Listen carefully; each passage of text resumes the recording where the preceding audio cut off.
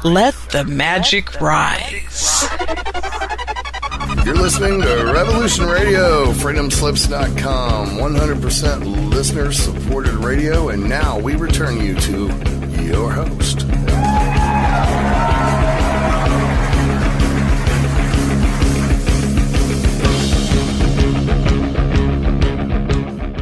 Blimey. Hey, Piers. Yeah, man. Piers, can you hear me? Yeah, I can hear you. Oh, no. What's going on?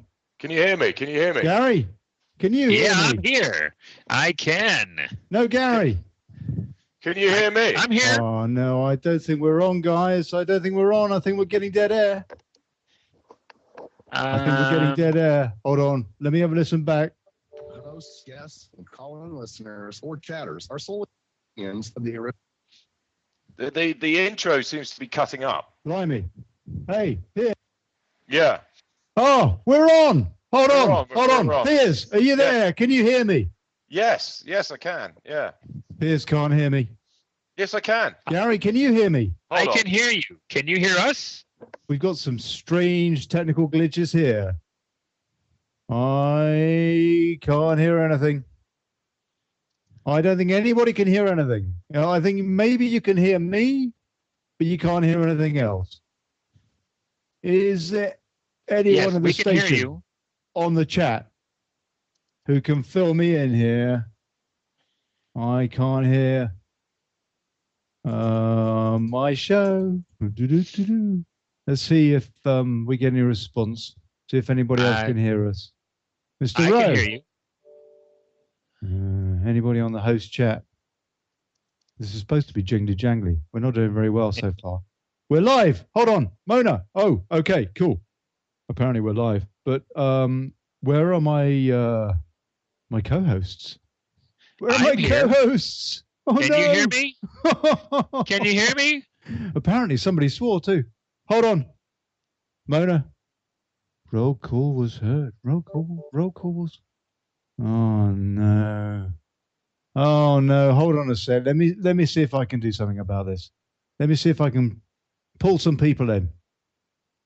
See if I can put in old Piers. See if that's worked. No. I don't know that it does. Can you hear me now? I am going to have to try and reconnect this call, people. So please bear with me. And I do apologize. I apologize for this dead air.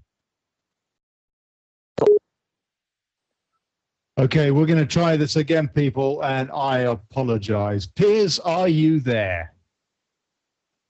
No. No Piers. No Piers. Am I here? Am I there?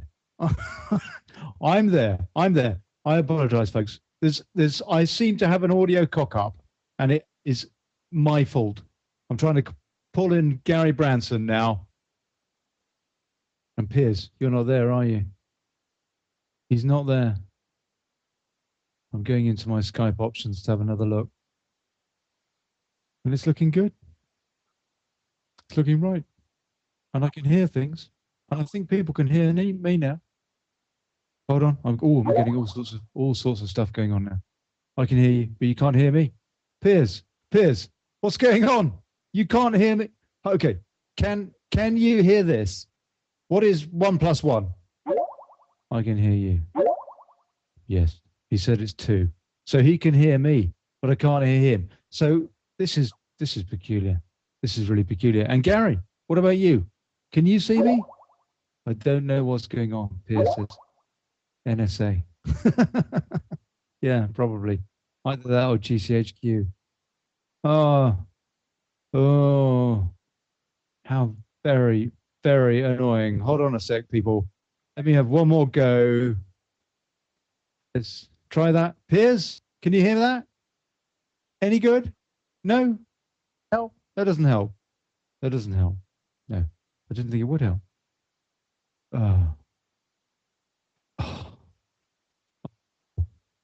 Unbelievable. Piers is going to disconnect again. Okay. All right. He says, we must be doing something right. We must be doing something right. Yeah. I'll tell you what, can somebody, Mona, can you do me a favor? Can can you call me on the studio so that I can try and accept you?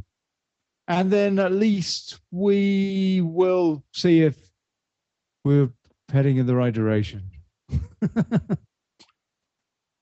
In fact, yeah, go on, Mona. Try me. Try me if you can on the studio. Try and get into this call and we'll see if you're around.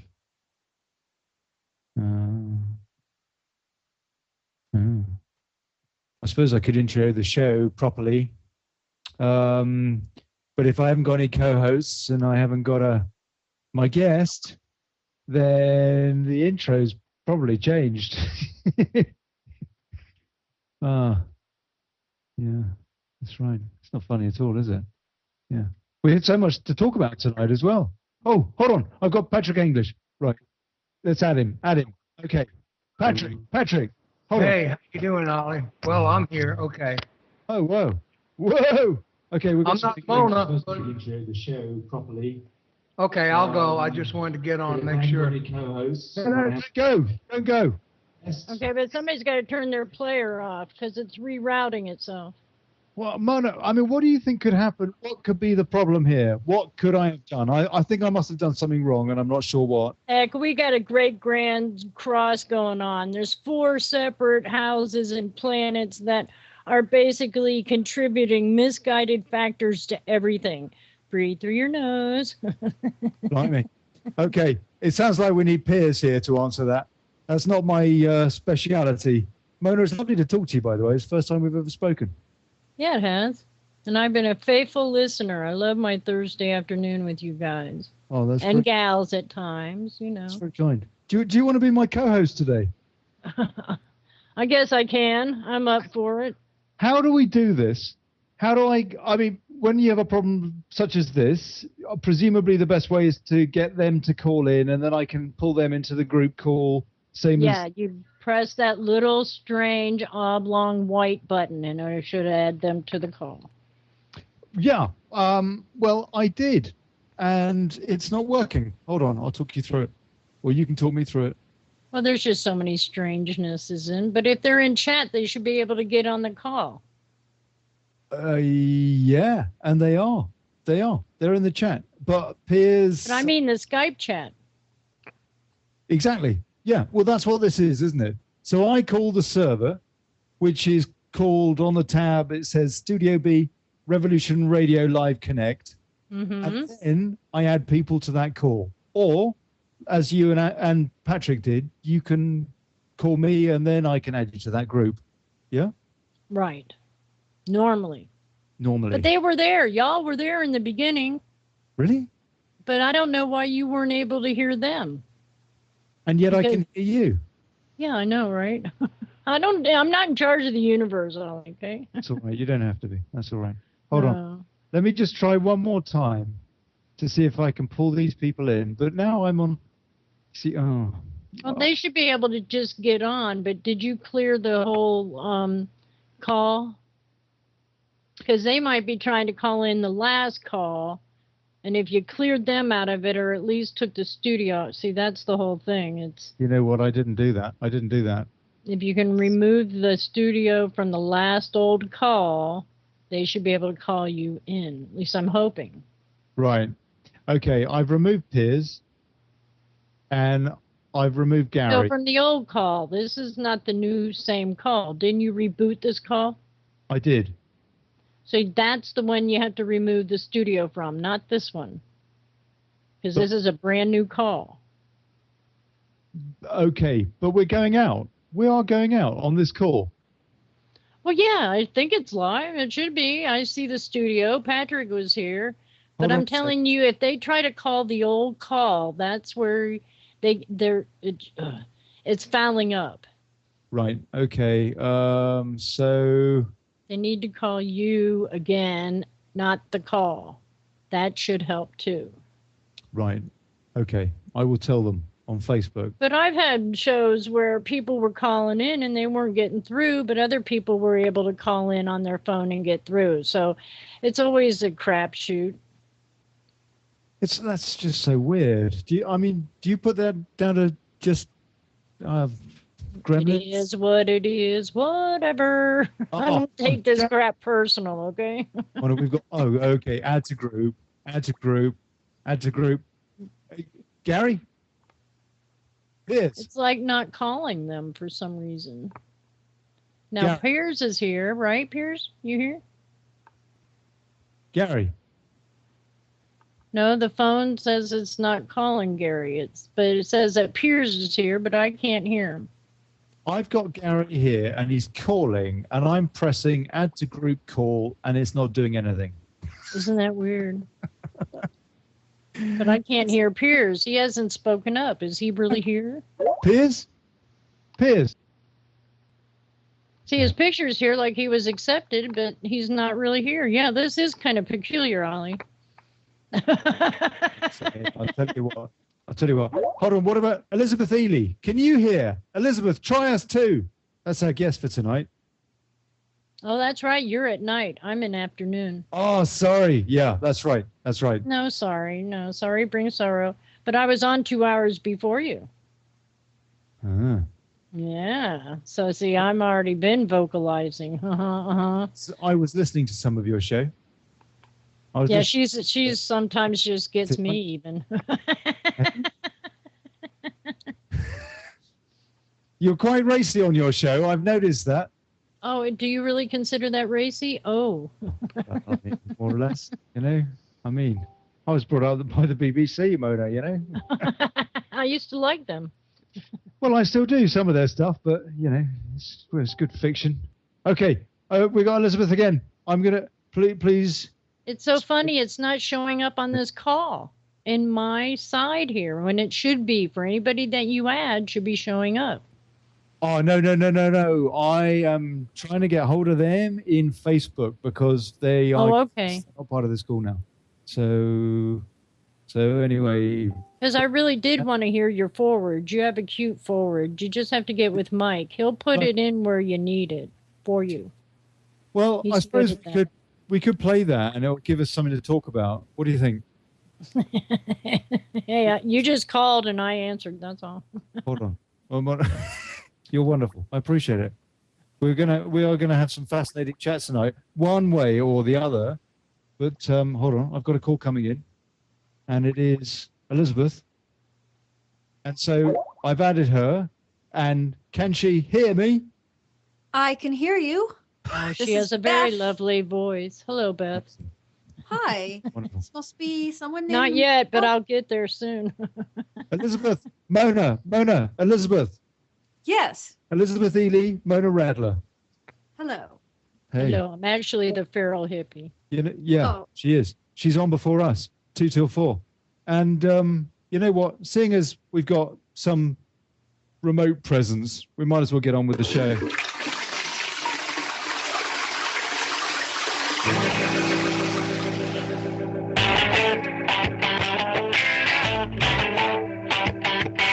Howdy, folks.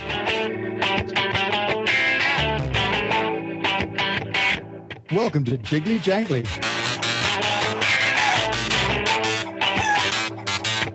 Fake news and imaginary views for the post-truth society. Yes, your antidote to reality. People, we're back. Jingly-Jangly is back, and I apologize. I sincerely apologize for the dead air. This is peculiar. This is the most peculiar show, and we're beginning to get there. Well, we're not. I hope we are. I really do. We're going to try. Trying to get Piers in now. Piers, can you hear me? Can you hear me, Piers? Or Gary? Gary, can you hear me? Trying to get Gary in too. I don't know. Maybe I should just do this. So this is ridiculous. This is so silly. Okay. I think we're here. Gary, you're there. Wow. I am. Yay! Good on you, man. What about Piers? Are you there? Piers?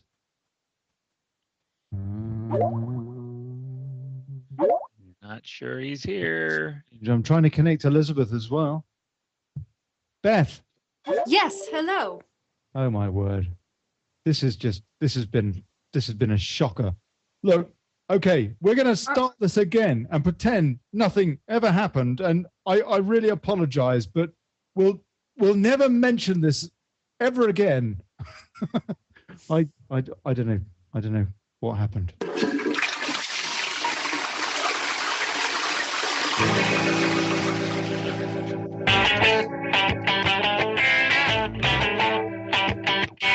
Howdy, folks.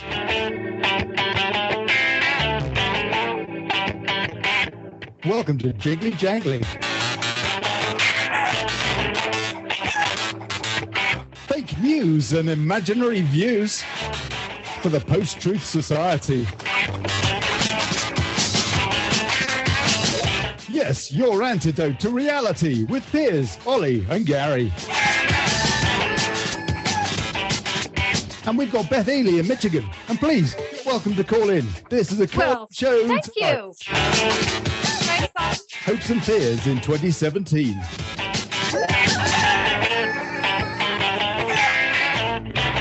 To call in, for God's sake, because we could do with the help.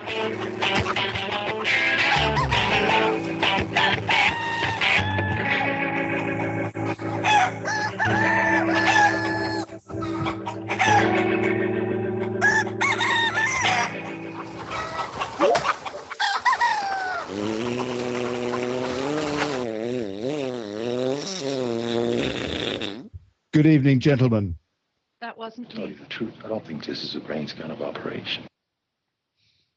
Hey, everybody. Good evening, Gary. How are you? Well, pretty awful, actually. To tell you the I'll tell you, truth, I don't think this is a brains kind of operation. it's the worst intro that I've ever done, and I've done a few. That was awesome. In the knots kind of a way. But we move on We do. because we are awesome. Yeah, that's right. And I can feel a movement coming on. And I feel Piers coming off the call. He says no one can hear him. Oh, Piers. Piers. Piers, just take yourself off of mute. That's very important. You know what? Hello? Oh my! All right. I was- Game Right, I'm over. here. I was on Piers, Gary, I was just on fucking mute. Oh, God. Jesus. Holy shit. Oh, my God. That was awesome. Oh, Piers. I'm a retard. I tell you what, I think that there was a bit of retardery going on there with the intro, and I have to put my What the hell? That was the worst intro to any show that I think we've ever done. I mean, like, it was just dreadful. I'll tell you I mean, what, like, it's to Mona Radler for holding my hand, and to Patrick. sorry, Elizabeth. I mean, you probably think we were the most unprofessional bunch of louts going. I mean, like, we're pretty slick, but I don't know what happened. I had a new intro theme tonight as well to really impress you with. Well, let's hear it then. I've set up an That's entire kind of soundboard. interesting. Oh, Let's redo the show. Let's start again. Let's just start from I fresh. can't do that. I've already redone it 3 times. I think we're on the air. We're I think we're good with it. We're good with Yeah, it. I mean, like, to all our listeners, if there are any, Mum, my dog, the gerbil, who do listen, I forced them to. Shame! Oh no! I have to hold on. I've got Yes. to warn everybody. Yeah, I've got to warn everybody. Tonight's show is a bit of a production meeting as well between Piers, Gary, and me, and we wanted Elizaeth to sort of adjudicate because I may have done something a bit silly, and I taught Gary how to use this thing that does all these kind of type sound effects and all that, you know. And so we're probably going to get a bit of this tonight, and the levels are going to be all over the place because none of us know what we're doing. Which is, yeah. It's a bit quiet at the moment. I think you need to turn the soundbox up a bit. Anyway, Elizabeth, we've got a girl on. I want to talk to the girl. Yeah. Hold on, we haven't gone through the You week. always want to talk to the girl, Piers, I do. I like talking to girls. because They're you're a cool. smart guy. Well, girls are cool. Girls are so switched on. They're sort of portals to the infinite. And they don't have that testosterone poisoning going on in their brains, clouding their judgment. Don't you be fooled by anything, Gary. Girls are just as rude and horny as boys. True. Anyway. But they have a different flavor. Anyway, sorry, Elizabeth. I don't want to put you off talking to us all together. Are you still there? I am still here. Yes. Do you know Gary? Is this how you happen to be on air tonight? Is there a sort Piers? of yes? You do realize that Beth has been on the show like 3 times previously. Of course she has. Of course she has. Exactly twice. Not the And I have no idea why I am on this time, except maybe to serve the drinks and laugh a lot. I have the memory of a goldfish. Literally, I only have to do 1 lap of my coffee table, and I don't know where I am or what I've just been doing. So I didn't introduce Elizabeth though, did I? She's kind of a fan of the show. We quite like her. She's a Michigan-based journo. That's it. I remember now. Yes, I'm a podcaster in Port Huron, Michigan, my hometown. Recently back from New York City, and I podcast on alternative views of HIV and AIDS and other medical issues. That's it. So, You're from the Rust Belt. The Rust Belt. Yeah, I guess I'm here representing the Rust Belt. My podcast is at www.howpositiveareyou.com. Stop by and say hi at my Facebook page at How Positive Are You HIV AIDS Alternatives Podcast, something like that, and say Olly sent you. Good. No, we will. Yeah. And also, just before we carry on, I just want to say to Mona Radler, thank you so much for holding my hand back there, and to Patrick English. And if either of you guys want to come back on and have a chat with us, and you're very, very welcome. Yeah. And extend. If anybody wants to phone in, please phone in. I mean, if we haven't lost our entire audience, having blanked half an hour of airtime because I'm a complete retard and don't know how to unmute my headphones. It's true. Then do call in. We'd like to hear from Suzanne, the dog groomer in California. Come on, Suzanne. We need to get you back on. We need to find out what dog you currently have in your truck, parked out whoever's house. And Gary, what's new? Did you say dog in your trunk? That was a euphemism, wasn't it? Truck, not trunk. Okay. And defend yourself. So what's new then, guys? I mean, it's been an interesting week, hasn't it? I mean, like the news has got ever more bizarre, really bizarre. I mean, like it seems just we're hitting new levels this week for sure. Yeah. We got the CIA being trolled by 4chan and falling for it. Because 4chan put out fan fiction about Trump being recorded by the Russians in a Moscow hotel room urinating with prostitutes on the bed slept on by the Obamas. Hold on, 4chan, that's like a Reddit thing, is it? Like a thread where... Yeah, troll organization. Right. That's all it is. It's some of the worst elements of humanity, all refined.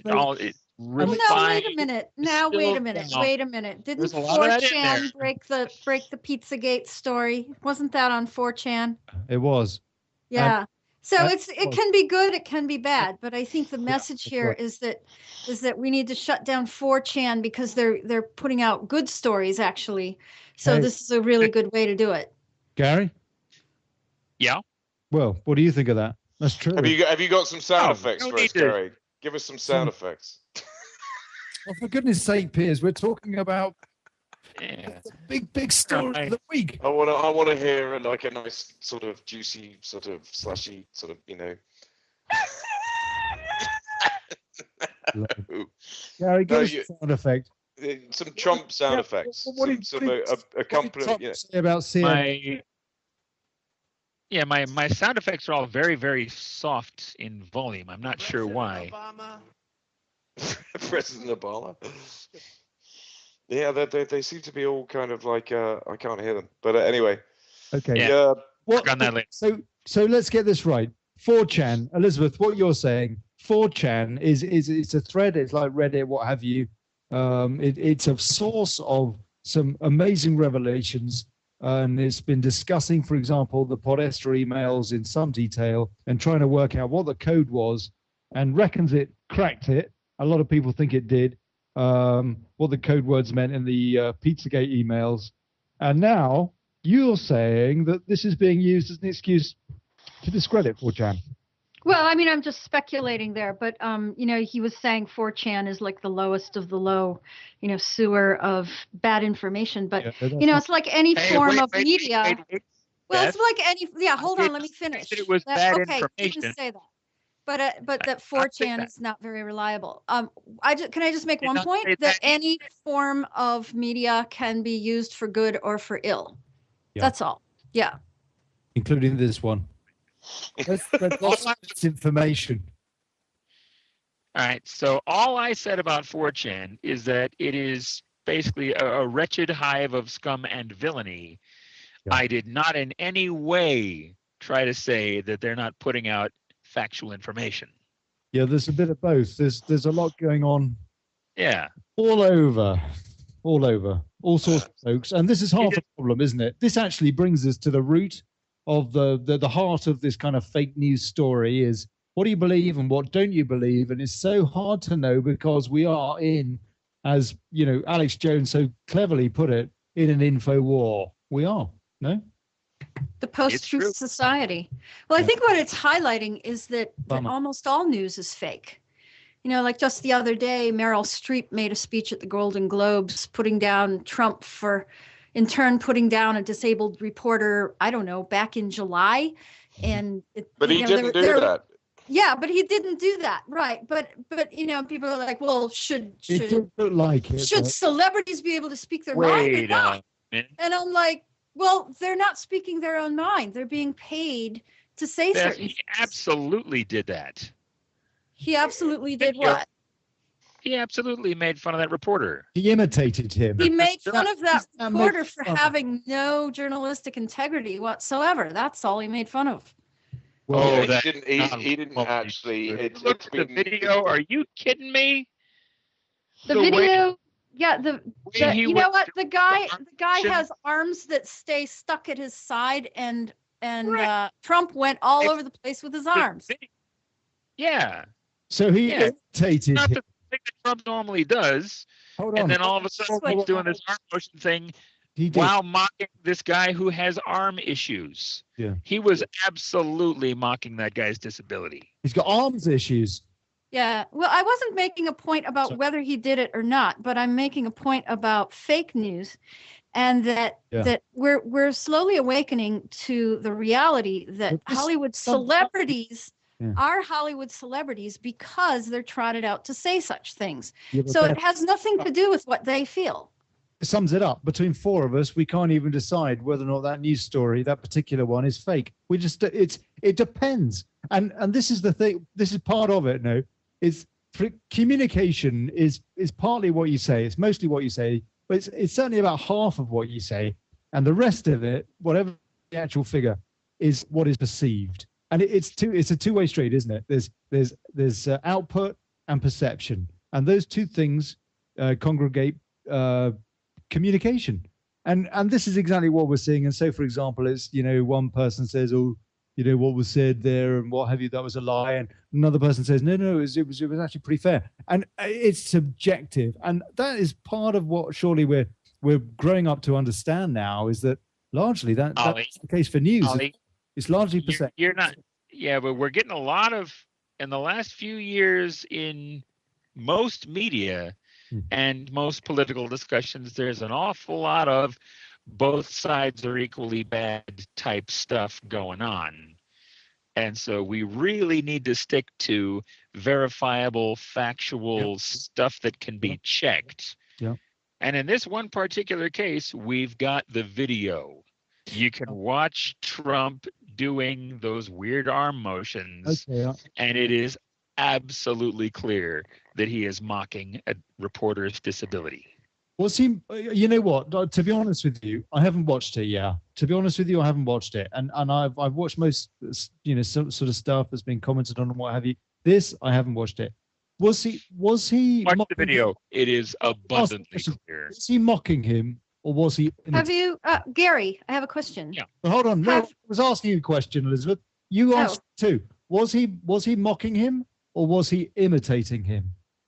I don't know. All I know is that there were other videos of him mocking other people who don't have that disability and using the same arm motion.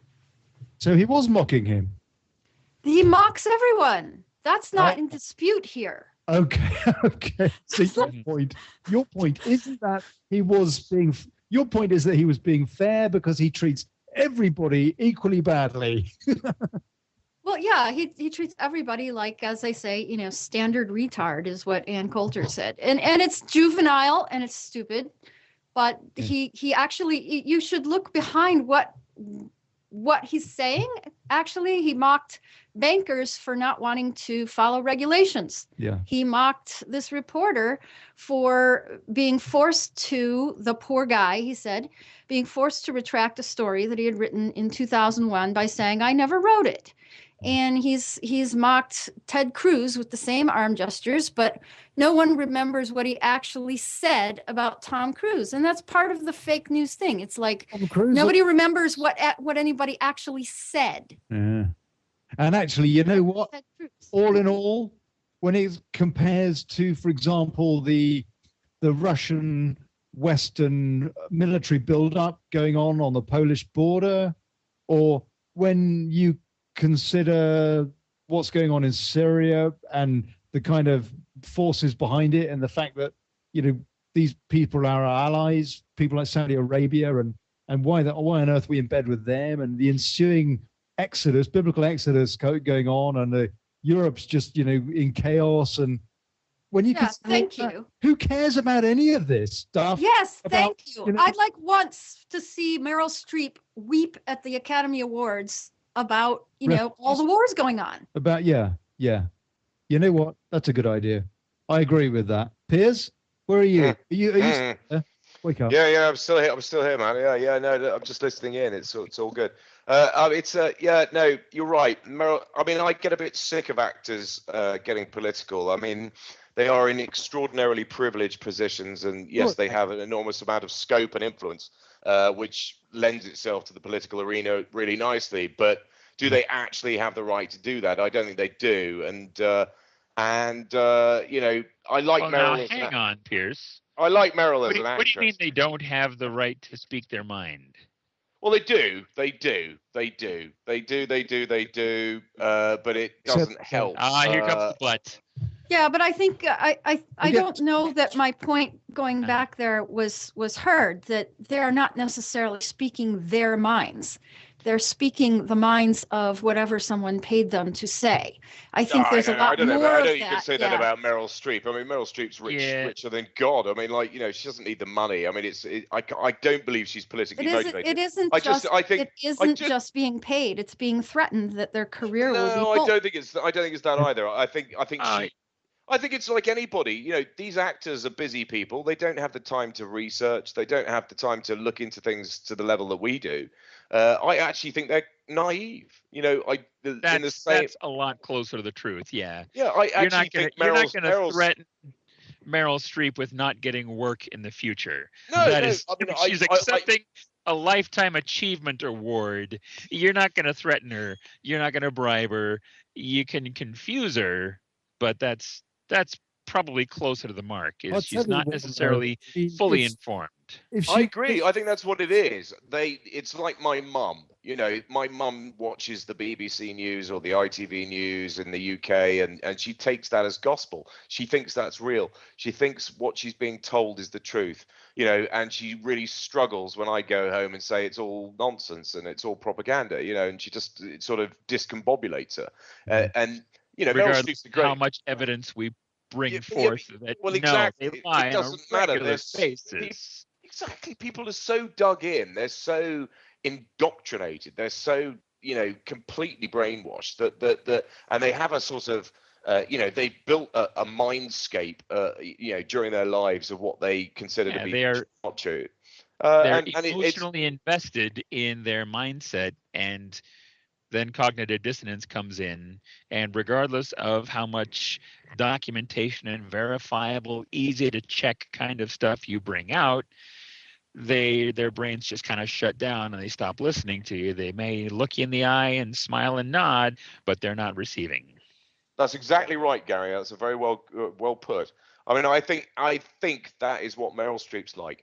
I think she's like somebody's mum. She's a great actress. She spends most of her time obsessing about parts and plays and films and whatever she does. And actually, she hasn't really had the time to properly, divest into research, and therefore she's sort of living this sort of idealistic kind of superficial type of understanding of reality, and then using her power and influence in order to be able to sort of proliferate that. It's pretty twisted because it's uninformed, and when you do start to invest time and effort in research, you start to realize that the world isn't as squeaky clean and lovely and wonderful and truthful as we'd like it to be, and that we are being lied to regularly and full-heartedly. And actually, the whole kind of dynamic at play is far more complicated and difficult to understand than Meryl gets or any of these actors. Yeah, but hold on a sec. I mean, it's pretty pathetic when okay, I mean, that was a nasty example of, or at least at best, an unfortunate example of Trump. And, whether or not he was mocking that disabled man or whether he does everybody or what is one thing. But you know what? Compared to the fact that her preferred candidate, the, sort of Barack Obama type candidate, compared to the fact that there hasn't been a single day during his presidency without the United States being at war. I mean, come on, you tell me. I just think it's a joke that she picks up on that incident, and that is, if you like, that's what grinds her gears. That's pathetic. But Olly, yeah, it is. But she's just being an emotional, reactionary actress. That's all she's doing. She's looking at it with a limited amount of insight. Oh, she's a moron. How many people have lost their roofs as a result of the United States foreign policy under Barack Obama, which is pretty much just continued from that of George W. Bush? Well, ever since it's been amazing. I recently saw statistics. The United States has dropped one bomb every 20 minutes since Obama took office. And he got the Nobel Peace Prize. Yeah. Incredible. Which the chairman of the Nobel Prize Committee now says he regrets doing. Yeah, I heard that. Shocking that. Else or something as well, though, just to rub it in. How are you going to give somebody an aspirational Nobel Peace Prize? It's like, yes, it's kind of a bit of an oxymoron. It's a bit oxymoron. Trying to convince you to be peaceful. Yeah, it's.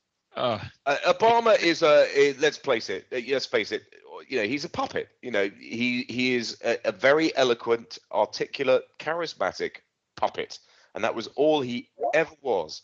That was all he was ever going to be, and that's what all the presidents have been for decades. At this point, I'm not even sure if he is a puppet or full-on willing participant. Oh, I think he's a full-on willing participant. I just think that's different from a puppet. Well, I think both. I think you can be both. He's a full-on willing participant puppet. He basically jumps when they say jump. That's what he's done. Hey, Olly. Yeah. As far as like being a puppet, who is Trump a puppet of? Good question. I don't know. Yeah. I don't know. I've got no idea. Possibly, hopefully. Probably a lot of different people, really. He seems like an extremely easy to manipulate kind of guy. Whoa. His campaign funding was, big donations were conspicuously absent, and that shows hope. No? I mean, I might be wrong. But he could be just, it could be all an enormous, great big, subterfuge to parachute it. Well, the only thing I can get from Trump as far as who's pulling his strings is the guy is almost 100% borrowed money. So it's the banks. So hello, no change here, nothing to see here, right? Yeah. So if it's the banks, then it's everybody. But is he in hock to the banks? I mean, he always is. Yeah, he's got at last report about $1.8 billion worth of outstanding loans against his assets. Maybe that's a good reason to crash the system. maybe he's going to bring about final financial, Armageddon as a result of, Need to write off his own loans. Yeah, exactly. That's a theory, but as far as who he's a puppet to, that's the only thing I can figure out, Other than that, maybe he is his own man. Well, I mean, part of it is that he is. Part of it is that he actually is, to some degree, a puppet of Russia, because he does a fair chunk of his debts are in Russia. But he denied that in his speech yesterday. He denied something? Well, then that must mean it's true.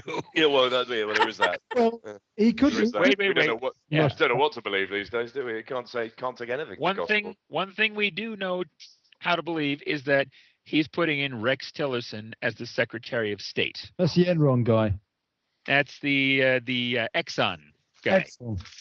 Right. And Exxon is working on a $500 billion deal for fossil fuels in Russia. And Obama's administration and their sanctions put the kibosh on that deal. And so Trump is coming in and saying, oh, well, here, let's put the guy in charge of that deal as the Secretary of State who deals in what? Oh, yeah, sanctions against Russia. Those are going away day one. Oh, but come on. I mean, Gary, the sanctions on Russia are a joke. Why on earth are there any sanctions on Russia at all? Really? Give me one good reason. Well, for the Ukraine invasion. So what? You know what happened with the Ukraine? I'll tell you what happened with the Ukraine. The EU, in cahoots with the US, went in and attempted a coup. And they got away with it on Ukraine. But Crimea said, you know what? Ciao. We don't want any of that. We're going off to, our motherland, Russia. And Ukraine, you bunch of sold out, whatnot, some of these guys, you go and, suck on the teat that is the EU or whatever and take their few billion in deals and what have you. And, oh, yeah, Joe Biden's son, yeah, he can be the new energy czar around here and basically suck all the fracking out of the ground and all that. Fine. It was a complete rigged thing. It was a complete rigged thing, Gary. And Putin, he was just there waiting. And Crimea, they said, we'll come over and we'll sit with you, mate. Yeah, You're right. I'm not saying that there were any good players here. He didn't do anything wrong. He, if anything, he was protecting his people by protecting his border. That's the worst that you could level up Putin over the Ukraine thing. And Syria, well, he didn't do anything. Well, except that he did actually send troops across the border. Yeah. Well, it's just two rival street gangs, basically. It has nothing to do with us. Totally, it's all over the oil and the pipelines and things like that. And Syria was Petro Poroshenko, the Ukrainian president, is an American puppet.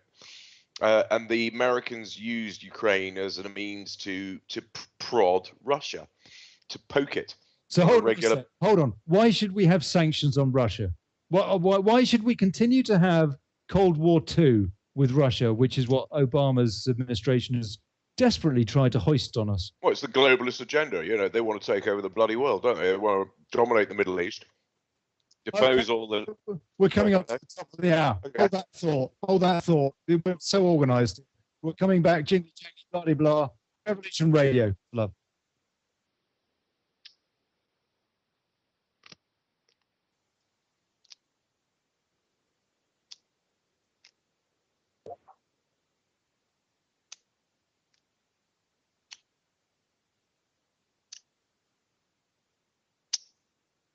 Yeah.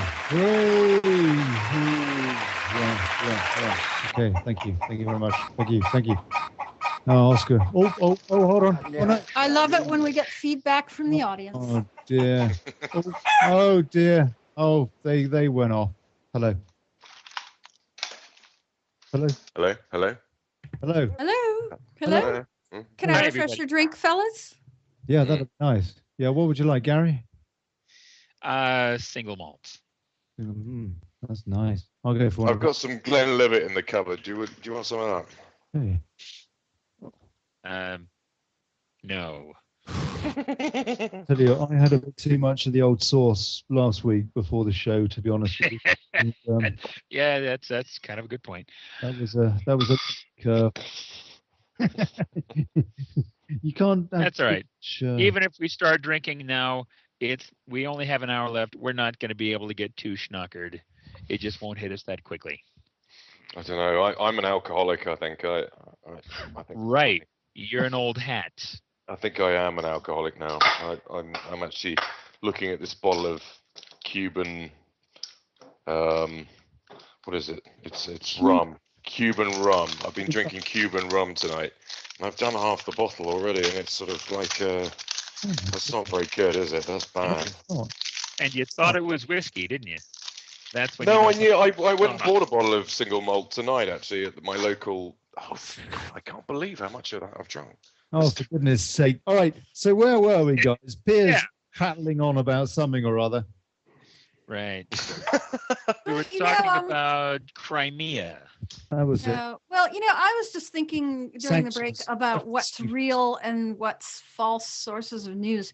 And I've recently rediscovered George Webb on YouTube and other places as someone who just like draws the lines between this and that, and that's how it works in the world. And sorry, we've been given this naive thing like it's all about liberation and who gets LGBT rights and things like that. The one terminology I want to take from 2016 is sensitive snowflake. Yeah.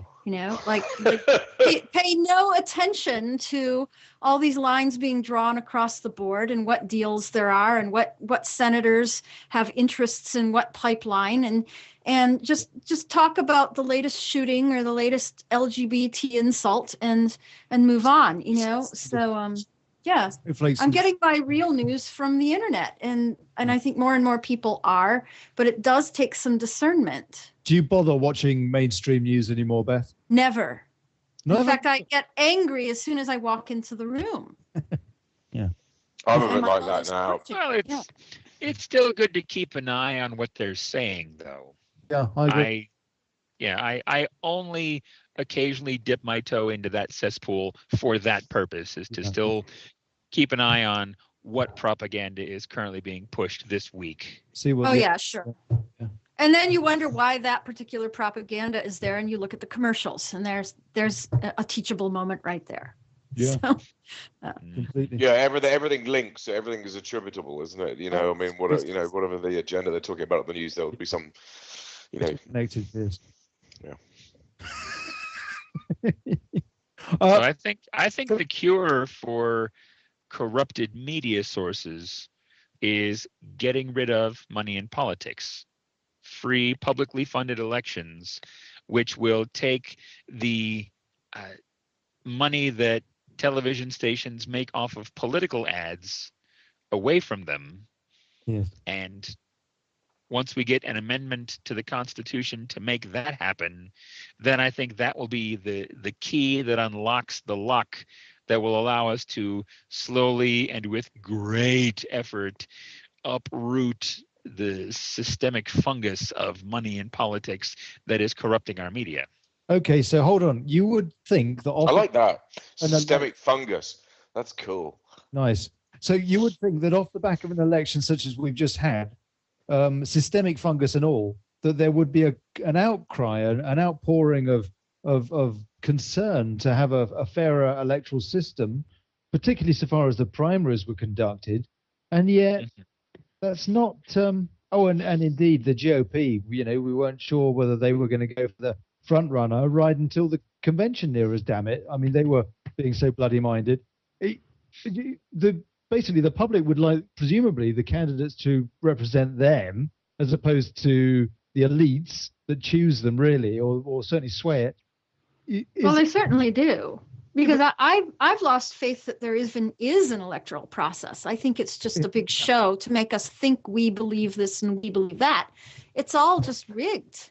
So, Gary, what he's saying, it's not going to happen, is it? I mean, there's no call for change in Washington. Like hell there isn't. 5 states, including California, have put forth official legislative calls for a constitutional convention to draft an amendment to get money out of politics. Oh, good.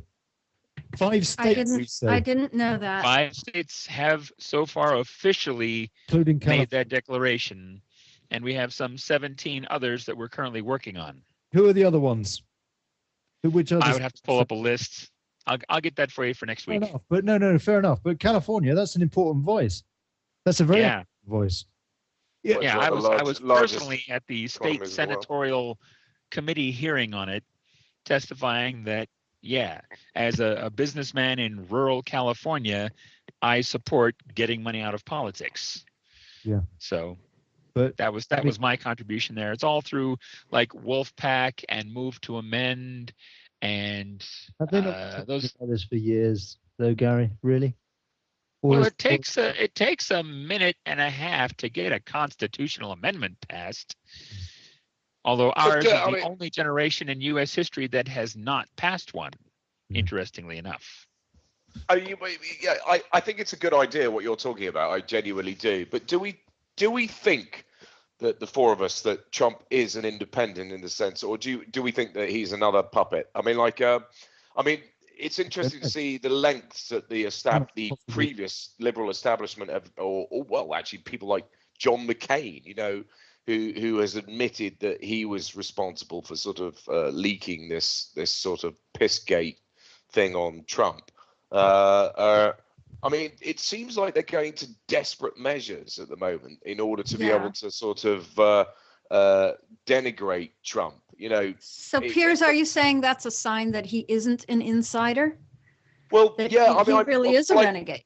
I'm wondering, Liz. I really am. I really am wondering whether or not. I think he's both. I think he's a strange braided rope of insiderism and renegade thinking. In other words, you think narcissism versus gullibility. You think he's an opportunist. I think Liz was right in her understanding that the democratic process has been severely compromised for a very long time, and that ultimately the office of president is more of a figurehead, and they made a huge mistake with George Bush Jr., who could barely string a sentence together, and they realized that that they needed somebody who was going to play that role, who could actually communicate with the people and do it in an eloquent and charismatic way. And nobody can deny that Obama has been excellent at doing that. But is there any substance behind Obama? No. I mean, I genuinely don't believe there was. I really don't believe he's achieved anything in 8 years. I mean, very little. Can I say something about Trump as figurehead? I think you've hit the nail on the head. That one thing he's going to have to do, he's not a dictator of this country. He's going to have a little talk with Congress. Now, that Congress is a Republican Congress, and I don't think that everything that he's advocating really sits well with the rest of the Republican Party. So it's going to be a tough sell. Yeah, that's right. I mean, look at how many times have Republican presidents had a tough time selling things to their own party in Congress? But he's not really. I mean, conventional wisdom states never. Liberals fall in love, conservatives fall in line. Gary, that's what because they do. Not everything he's asking them for is in line with where their funding is coming from. Do you think, Elizaeth and Gary, do you think that Trump is more Republican or Democrat in his political ideology, if you like? Because I'm really not sure. I don't think he's I either. would say Why do you have to polarize it? More Republican. Well, good point, Piers. Yeah.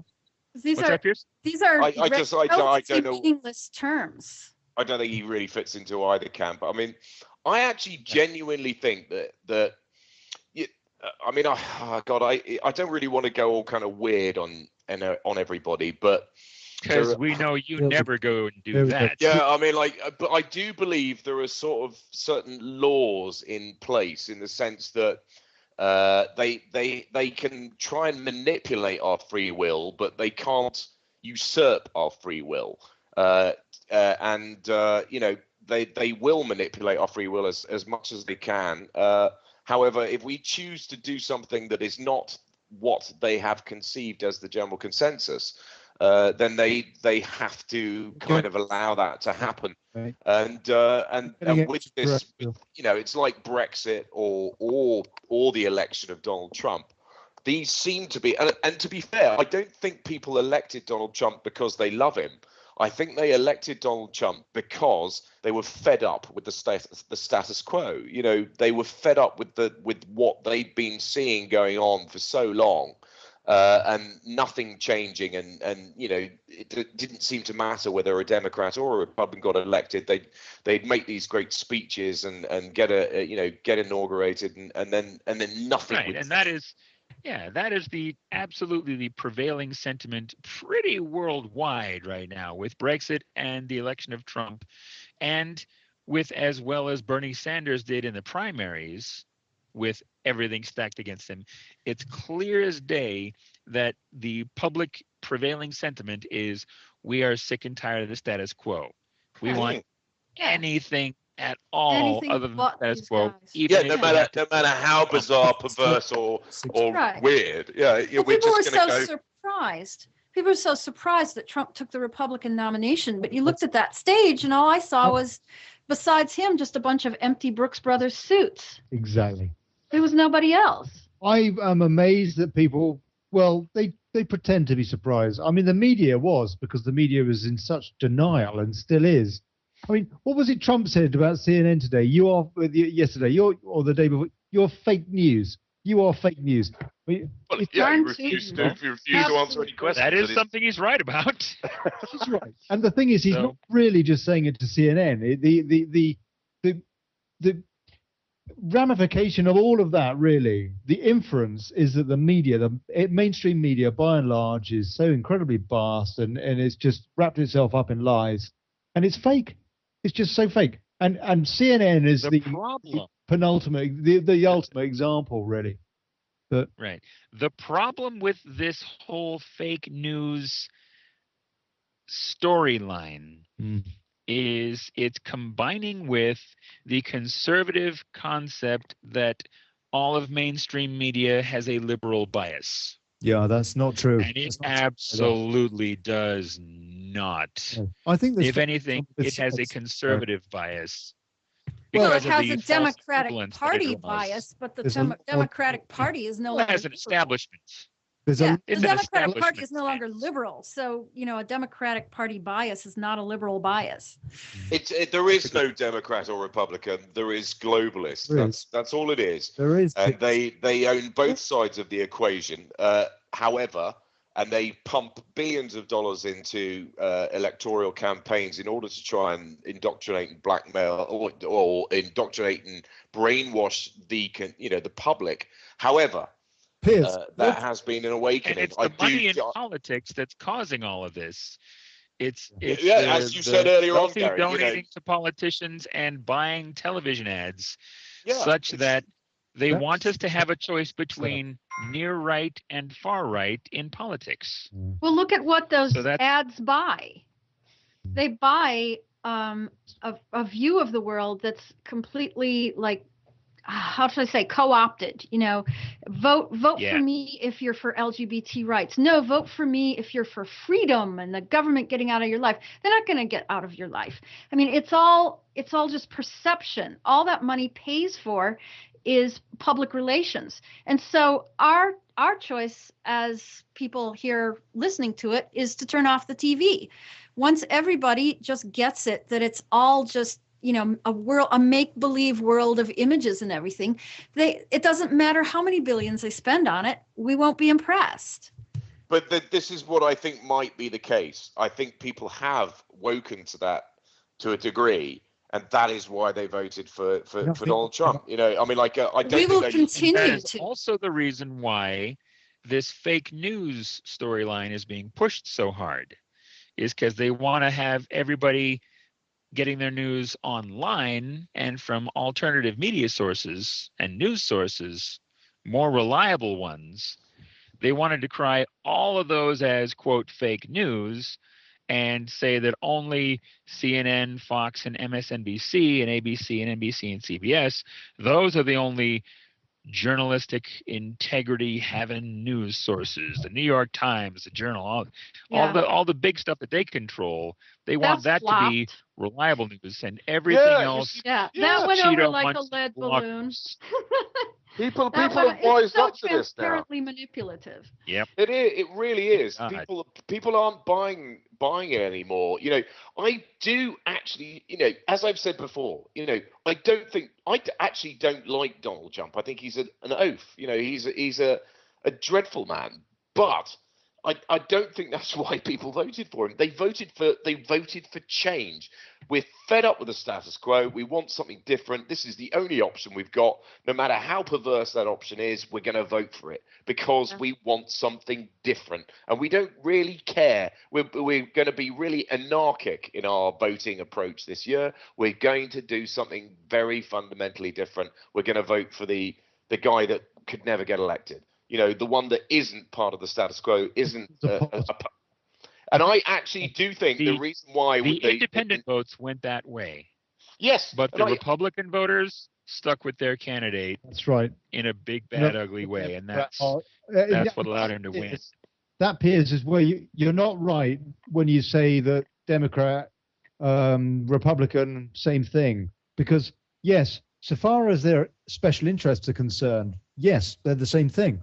But from the point of view of their supporters, they're not the same thing at all. Those hardcore supporters, sure, more and more people are becoming aware of the duopolistic politics, but there's still a huge hardcore that are one side or the other, and they will.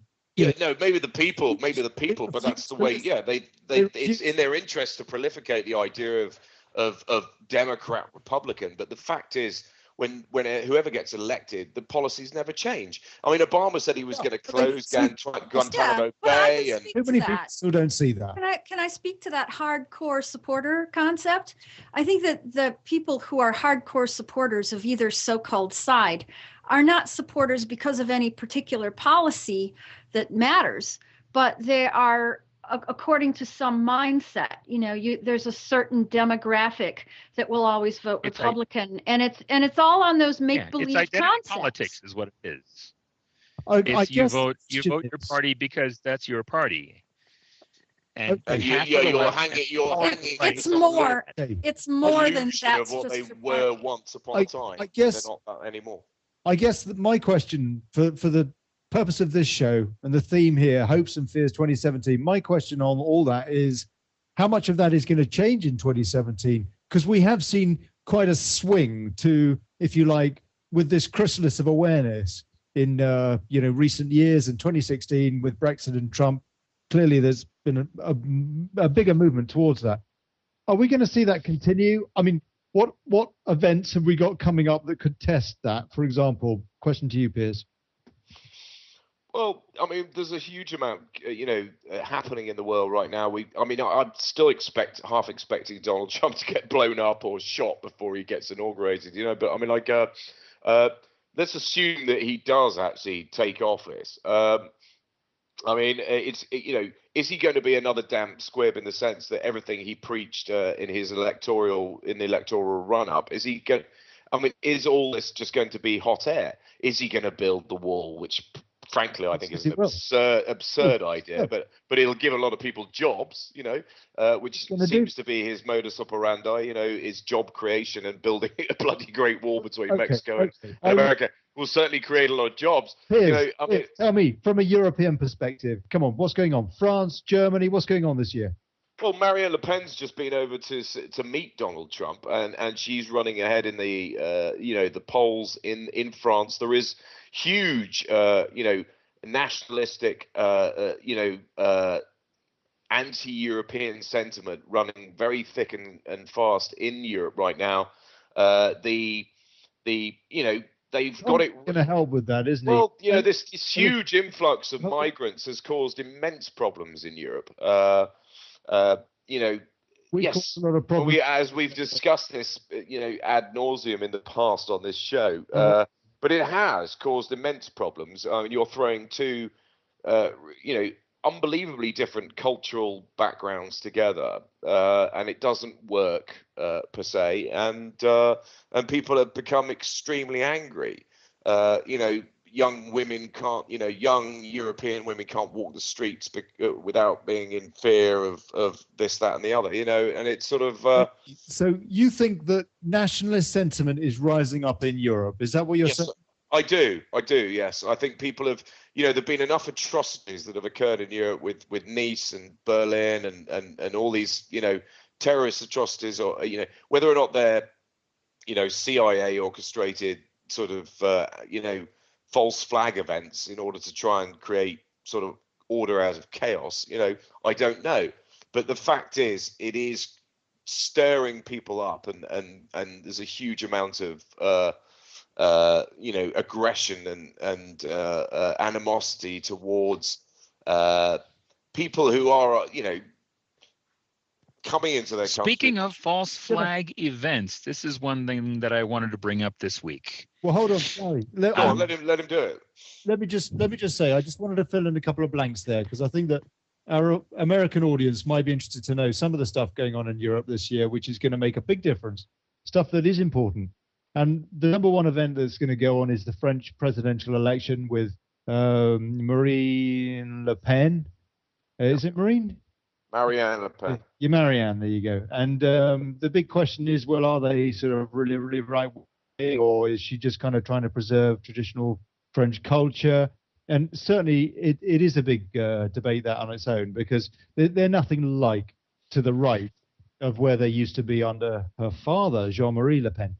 They used to be a lot more outspoken and a lot more controversial. These days, frankly, I don't think they are so much. But nonetheless, it's a big, big election that.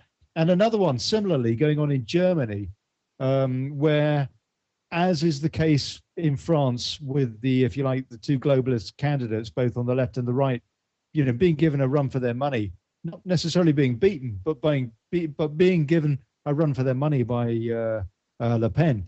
In Germany, it's also the case Merkel will be given a run for her money by the equivalent of France's Front National, the AfD. And so these are two huge elections. There's another one in the Netherlands, another EU founder state. So these are three huge elections, because in the Netherlands, Geert Wilders, who is the right candidate, and he's more to the right of anybody I've mentioned in this little chat so far. He really is to the right. And it looks as though he will win that election at the moment, the way things are as well. And because they're a founder state, if he offers a referendum in Netherlands on EU membership, that could be the final nail. So there is some big stuff going on in the EU.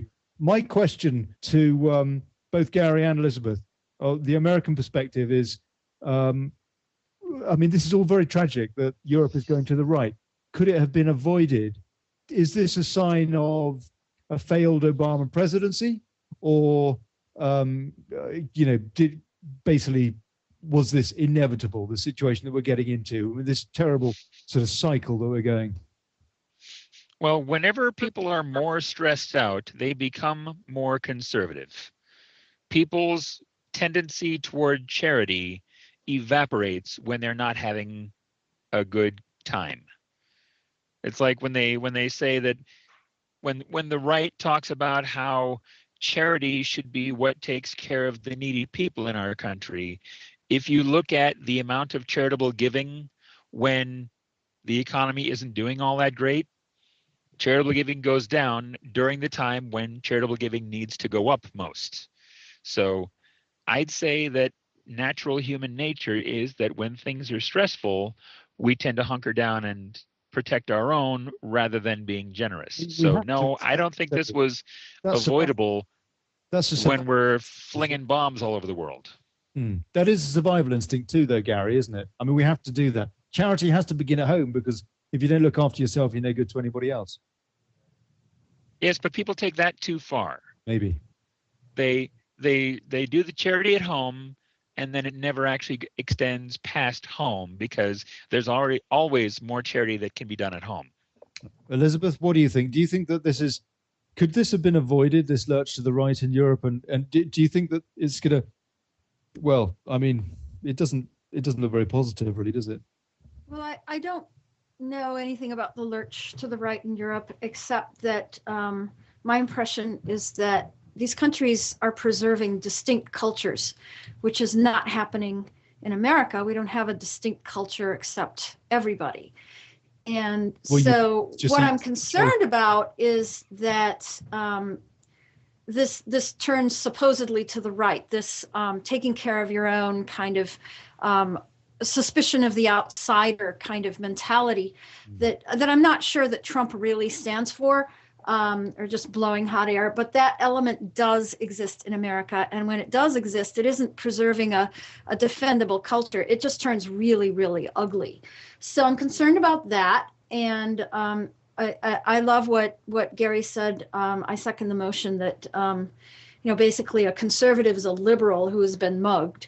And we've been mugged for a very long time. And it's all been pinned on supposedly liberal, not really liberal, Barack Obama. So we are turning, I guess, to the right, whatever that means. As well, we should. I mean, the American debt problem is very, very seriously taken by many people, and Trump takes it very seriously as well.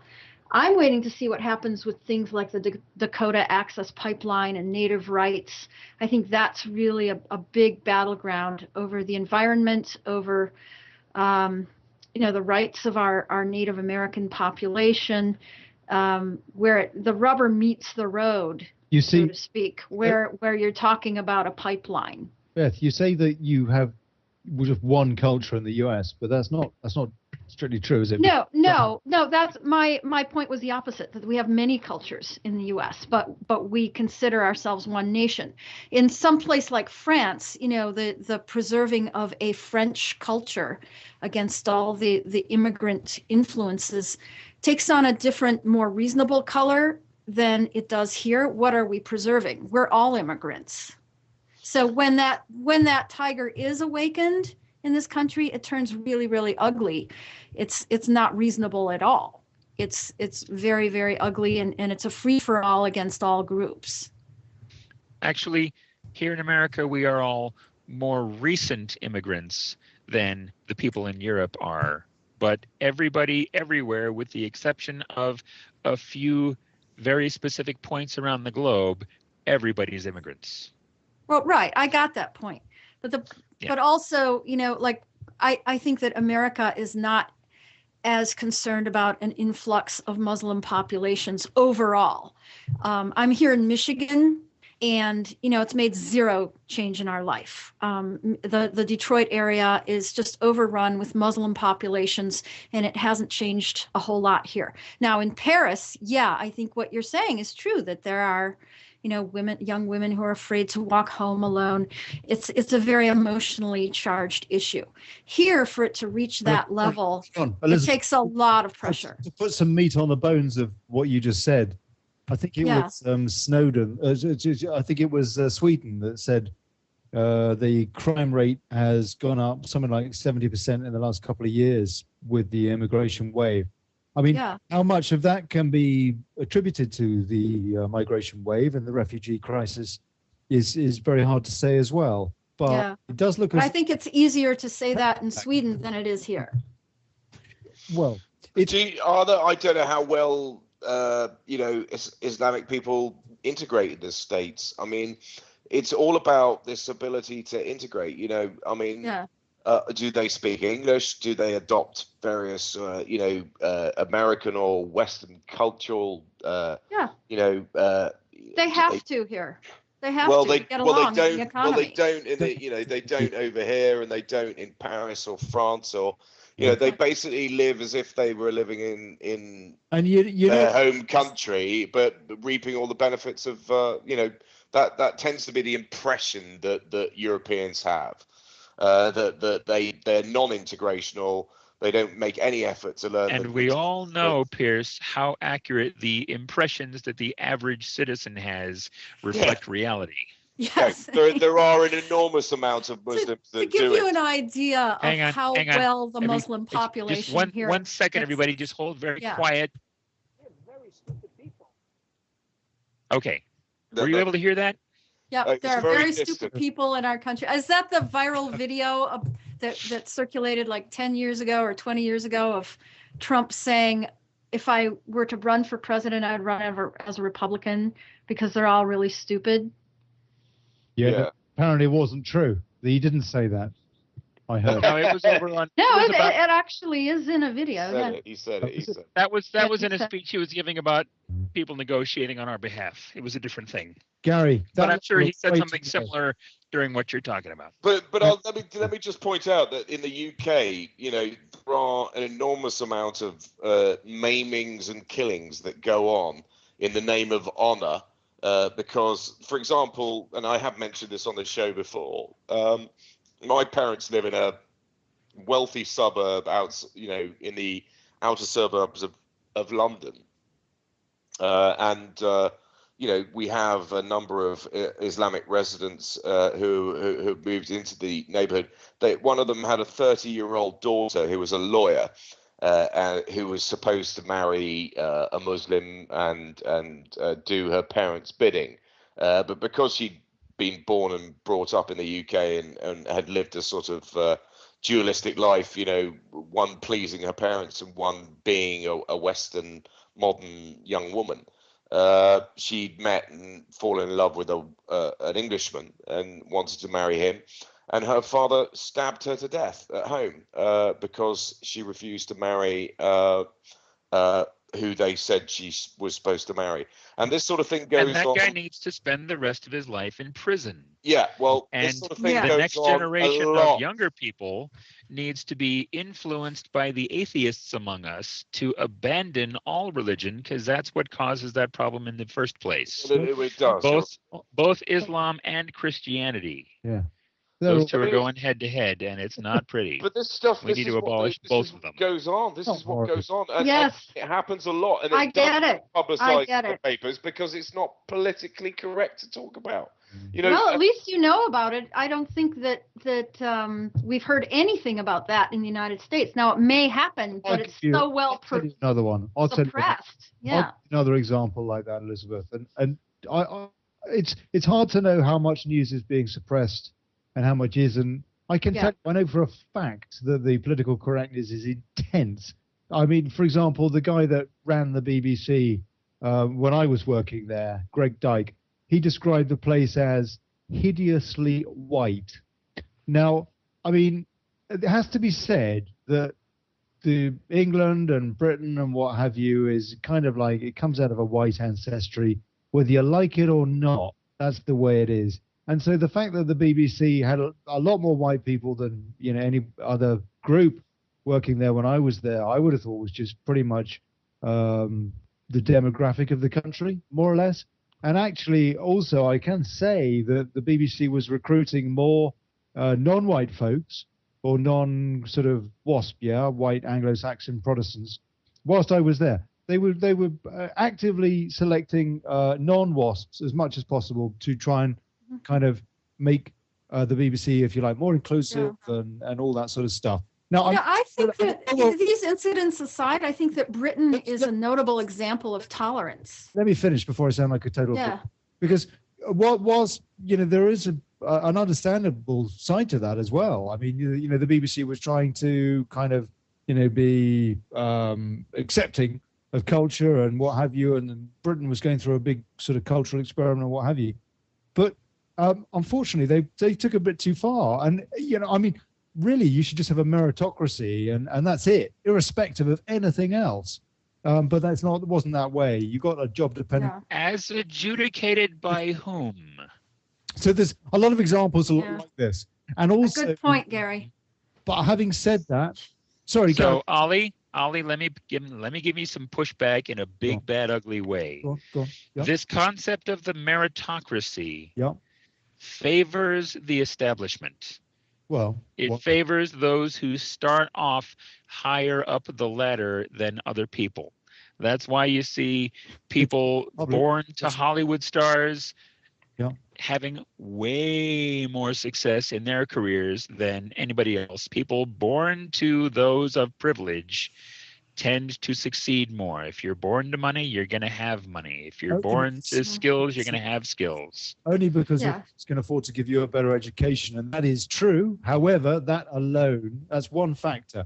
And you can have folks applying for a job from whatever background. The best person should get the job. Simple as that. Doesn't matter what color they are, what their name is, but they should fit whatever the role is culturally. Well, I'm kind of in the middle on this. I really think that there is some merit to some cultural diversity, and I think that it is possible to find extremely qualified people from different cultures. Where I have the problem is where it becomes an all-encompassing political correctness about what you can say and what you can't say and all that stuff. Why can you do that with a meritocracy? You can. But you can also seek qualified candidates who are Black, who are Hispanic. In this country, in this country, that is possible. I don't know that it's always done. Why have favorites at all? Because Because they do natural human inclinations. They do speak to their own culture. Yeah, and because of natural human inclinations to look at a list of candidates, and if you're the one hiring for the position, you have a tendency to look at people who remind you of yourself or people you know, and give more credence to their qualifications than to the qualifications of people who seem different from you. Which, Gary, is precisely why, for example, using the example of the BBC, whereas it used to be, back in the 1950s, say, that the old boys network got the jobs, we went to the same school, old boy, all that. These days, that's the old style of. Let me go ahead. Let me. Go ahead. These days, it tends to be the guys who think with the same left political agenda. Then explain that's to me where this. It becomes hang on, Elizabeth. correct. I got to get one thing out, then you're up. Explain to me this, Olly. Why is it that the study that they did where they put out fake job applications, like thousands of them, onto all the job posting websites, one with names like John Smith and others with names like, Black and ethnic sounding names. I don't want to. So, right. So, why when the white sounding names got calls back, they got calls back twice as often as the non-white sounding names. Explain that to me by this meritocracy concept. No, it's called racism. Exactly. So that kind of undercuts the foundation of this meritocracy concept. Is that there's a lot of institutionalized racism involved. Got a good argument. That puts the lie to this meritocracy thing. But then the antidote for that has been this enforced political correctness. Olly, I think, was close to making this point when he said that now it's less your racial background as a white person, but more you're towing the line on all the so-called liberal issues, and saying that you're a leftist, and having all the right answers to all those things that gets you on, and there's no critical thinking involved. So I think that needs to be addressed, that it isn't by race or ethnicity, it's by a certain kind of totalitarian mind control over what kinds of people you get and what kinds of stories they will consider. That said, I still think that there will be many well-qualified people of other cultures who can work for the BBC. They just have been probably subtly sabotaging it by choosing the less qualified ones. Maybe not the best example. I think it was a fair example because, the BBC is an example of a public service and all the kind absolutely. all the kind of government type positions in the UK basically have the same kind of attitude. Well, see, here it was the same old boys network in the 60s. I'm old enough to remember the 60s. It was white guys with dark hair and skinny ties. I mean, they were out of the set of Mad Men. And now it's, women with flippy hair and, black guys who do the weather report and, and an Indian guy who will deliver the news. And they're all completely empty-brained people. Just completely okay, so we got diversity, but we've got emptiness, and there's no critical thinking. There's attacks on people on their show who even try to bring that in. And I was going to mention going back there. Blitzer is a good example of brainy journalism. Exactly. Yeah, no, I'm saying it doesn't matter whether exactly, from the whites as well. It's just that's what they're slanting toward. If you think you can't get this job. And I should mention just what I wanted to mention before was the difference between how people assimilate in the United States. One example of how well we usually assimilate is that here in Detroit, I'm on the outskirts of Detroit, basically. In Detroit, there are several neighborhoods or suburbs, mostly suburbs, that are heavily Muslim. Dearborn being one of them, Dearborn Heights. Birmingham is a very wealthy one, Bloomfield. They've had a very heavy influence of Arabic people, but they are also known to be Jewish areas. And that has never posed a problem in Detroit, as far as I know. I mean, sure, there might be an isolated incident or something, but I think they've all decided, well, this is who we are when we're over here, and that's fine. That's great. I mean, that does get replicated in the UK as well. I mean, it does. I mean, people can live in harmony with each other, whether they be, Jews or Muslims or whatever. It can happen, and it does. And things can be hyperbolically blown out of proportion. It's just, but there are difficulties. And this is ultimately what's leading to the rise in Piers, do you think that you say there are difficulties. When you say that, I perceive that what you're talking about are, for example, the escalation of violent attacks to women, for example, by Muslim groups purported to be migrants. Now, my question is, how much of that is true, really, and how much of it is nonsense being thrown up by, some sort of mischievous press, really, people like the Daily Mail and maybe the Express? I do think it is blown out of proportion, but I do believe that. I mean, look. A lot of these people are coming from countries where women are covered. That women in the street are covered from head to toe. They don't reveal any of their natural form or bodies. These young, hormone-filled adolescent men come over to the Europe, and it's like they see all this naked flesh which they don't get in their home countries, and it's like being in a lap dancing bar for them.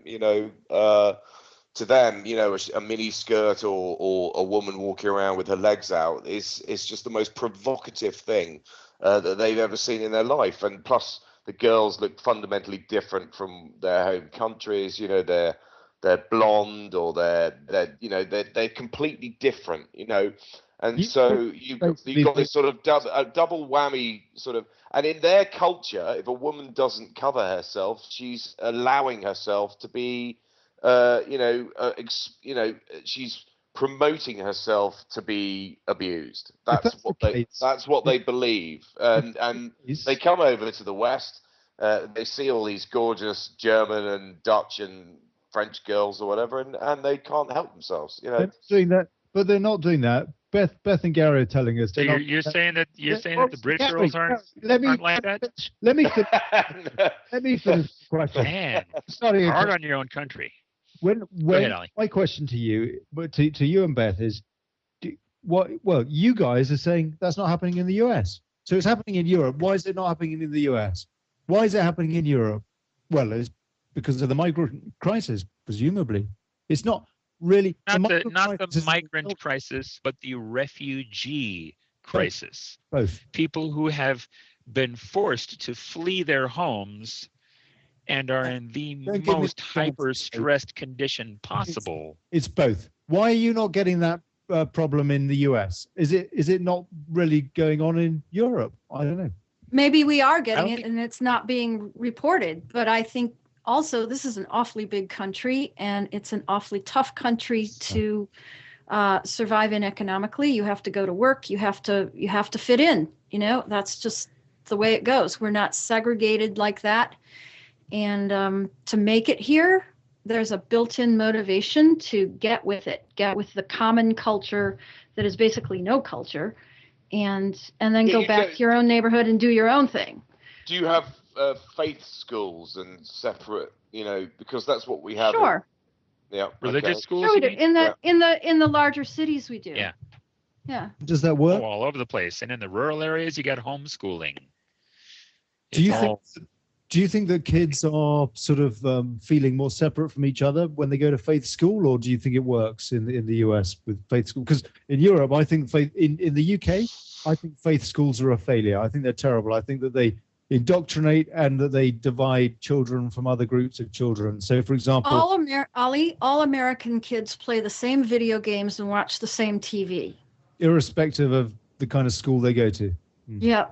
They don't in the UK, I don't think. It's the ability not to watch TV and not to play video games that differentiates certain kids from certain others. I don't know. You, Piers, is it not the case that in the UK you read about these faith schools? For example, the Jewish faith schools in London have been pretty hardcore, and the level of indoctrination has been said to be extremely high. And I mean, you look at these kids and they're like 9 or something, and they've got their hair, you know, with their rings coming down on each side of it. Yeah, fully orthodox. Yeah, I mean, I think that does exist. But as we've discussed before, you know, I have friends in Birmingham who live in a Muslim area. She's Jewish. She's bringing her kids up as Jewish. They send them to the Jewish school, which happens to be one of the most successful and decent schools in the area, in a predominantly Muslim area, and the majority of kids that go to that school, and a Jewish school, are Muslim, and nobody takes issue. Everybody gets on, and it's fine. You know, they teach. How can it be healthy? How can it be healthy to teach a kid that one religion is better than another? Well, yeah, I don't think that is healthy, but that's not what they do at this school. They you know, the kids that are Jewish will have Jewish. Hold on, I'm asking you in general. You know, there is a differentiation, but they learn about each other's faiths, and they don't approach faith in a kind of my faith is better than your faith kind of approach. That's not the way it is. It's Piers, who is in charge of those schools? Well, the school is run by you know, a Jewish fraternity of teachers, you know, but because the majority of people in the local area are Islamic and want to send their kids to good schools, and they are at liberty to accept multi-faith kids, you know, and can't differentiate. The irony is that a Jewish school is ultimately dominated by Islamic kids, you know, but they make it work. They're all exposed to each other's faiths. Right. And a reason for that, Piers, is that in my experience, the Jewish community is not really into preaching and trying to convert people. Whereas Christianity and Islam, oh yeah, they want you on their team. Be converting the Palestinians into the sea. Mm-hmm. You know, I should chip in here from up until recently I lived in New York City. Oh, biased. Yeah, and New York City has this kind of separation going on, and these religious schools, probably the most separatist of any place in the world. So just to comment on the Jewish part of that, it is actually quietly very bigoted towards the rest of the population. If you want to, like, if you really get somebody to talk, they'll say, yeah, it was racist. My upbringing was racist. But what happens is nobody cares because Hey, whoever's eating crackers, stop it. Who's doing that? Nobody cares that happens because in the common marketplace, they have to open shops and they have to accept customers from everywhere anyway if they're going to make money. And they will be very polite and very decent people to you individually. Who cares what happens in that school and what they're telling kids? So, they can have it both ways. They can say, we rule, we're the best, everyone else is going to hell. But when they meet you in the street, they have to observe certain conventions. Now, I've actually walked into stores in New York City where the owner, who was, a wonderful man, got a great vibe off him, and he refuses to shake my hand. Elizabeth, As a woman, he is Elizabeth, prohibited from shaking my hand. Elizabeth, be quiet just a sec. When I speak, you're going to have to be quiet because otherwise we're going to talk all over each other. Piers, stop eating into your microphone. Sorry. For crying out loud. He's half a bottle of rum and he's having his snacks and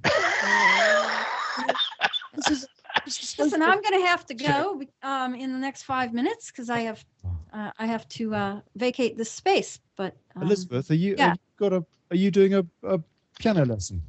No. This space closes at 6 o'clock. So what space? That's all. It's a co-working space in the downtown area of my town, and they just recently decided to close it down at 6. So I'm leaving in about 5 minutes. Well, we're all leaving in about 5 minutes. Yeah. And okay. So just wanted to tell you. And so yeah. Have you on the show, by the way? Yeah. Well, my point was that regardless of their private views of people don't go out and attack each other. Yeah. And it's not up to me to be the thought police for every Jewish or Muslim school, as long as they're not saying it's okay to, throw a Molotov cocktail through my window, or rape me because I'm a woman and I'm dressed a certain way. That's not acceptable. But certain other things that gets taught all the time in families, schools, everywhere. And in America as well as anywhere else. In America, though, the imperative is you always do business in the same space with people. And you follow certain rules there. I guess that the wall being built is going to add to division in the United States. I mean, I doubt that will ever get built. I think it is just there to divide us as an argument, But they have to go over mountains and rivers and things like that to build a wall, seriously. I think he's doing it just to create jobs. There to be the next iteration of we have to secure the border, and that's all it's going to be. Yeah, they might, even if they can build it, it's going to cost $25 billion at least to build the thing, and like $1.5 billion a year to staff the thing. It's going to be the biggest boondoggle known to man. But it's mostly there just to rile up the conservatives. Is there any chance that we're going to see positive movement in Syria this year, do you guys think? I mean, might it be that the US and Russia kind of lock their heads together and say, you know what, we got to have a bit more peace and we got to stem the refugee crisis as well?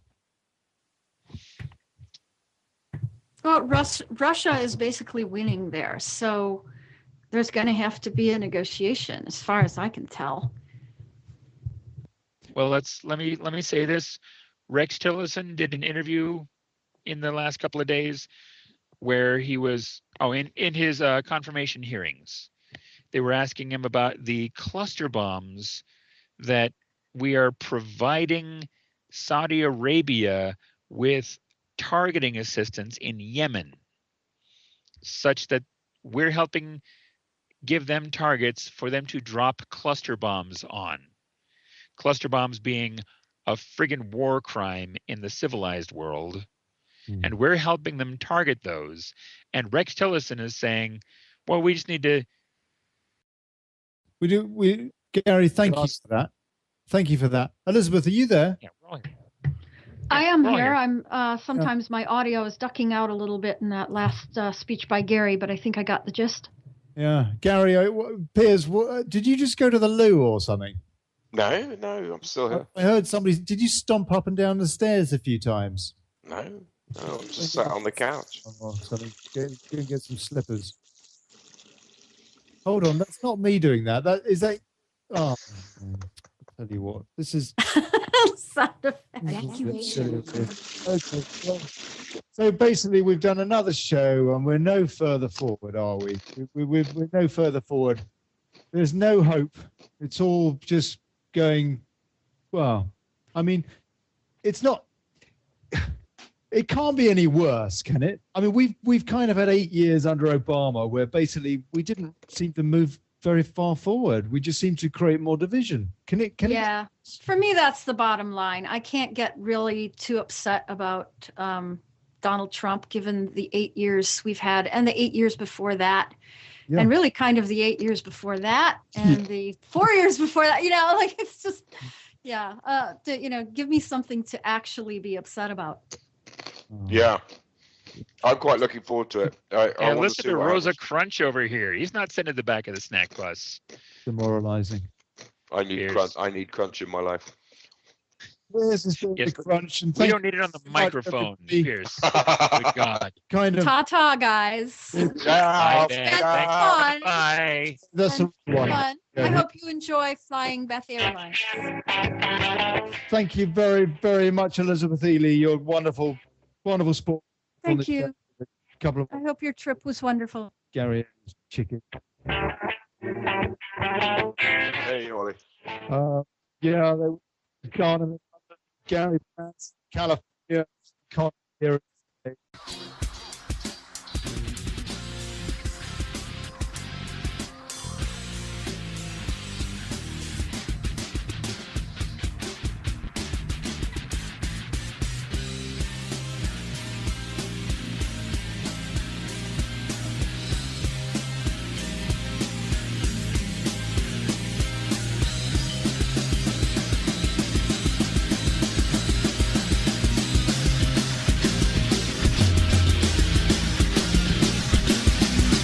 Thank you for listening to Revolution Radio.